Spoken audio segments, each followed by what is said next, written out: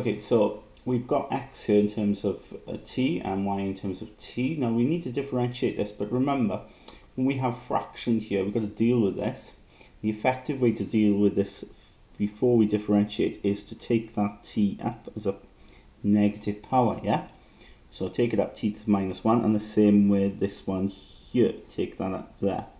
And then we can differentiate it, it's much easier. So dx by dt in this case then, well, t just becomes 1, doesn't it? And then the power here, bring it down, so you get minus t.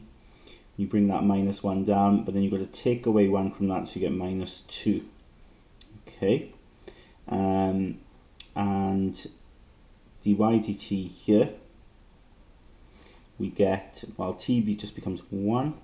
And then that minus 1, bring it down, so it becomes plus 1 t to the power minus 2. Okay. Now, for simplicity here, I think we'll leave this as it is. Okay, so don't be tempted perhaps to take it down as positive 2, because what we've got to do here, of course, is flip this, yeah, dt dx.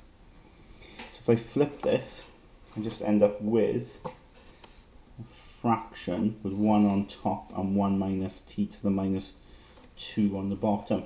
Okay. So then using the chain rule,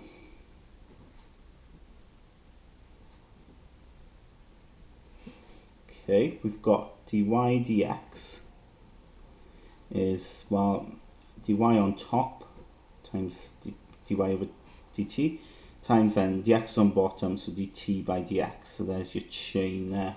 Okay, the t's link in there.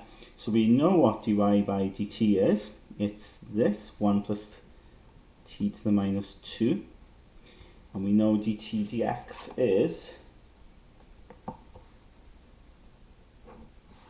1 over 1 minus t to the minus 2. So we could write that then as, well, 1 plus t to the minus 2 on top, okay, and 1 minus t to the minus 2 on bottom. Okay, and that would be sufficient there, that answer. Okay, that would get you the marks there. One other thing you could do, okay, to make this a little bit, maybe look a little bit nicer, because we've got t to the minus 2 on top and bottom, we could multiply the top by t squared and multiply the bottom by t squared. Because remember, with a fraction, if you do the same thing to the top as the bottom, it doesn't do anything, doesn't it? It doesn't affect the value of the fraction. So what we'll have then is, if I times the top by t squared, I'll have 1 times t squared is t squared, and then t to the minus 2 times t to the 2, they kind of become 2 to the t to the 0, yeah? Because what you will have then, when you times these together, is you'll add the powers, and minus 2 plus 2 is 0, and of course anything to the power 0 is 1. So you have t squared plus 1 on top, and do the same on the bottom.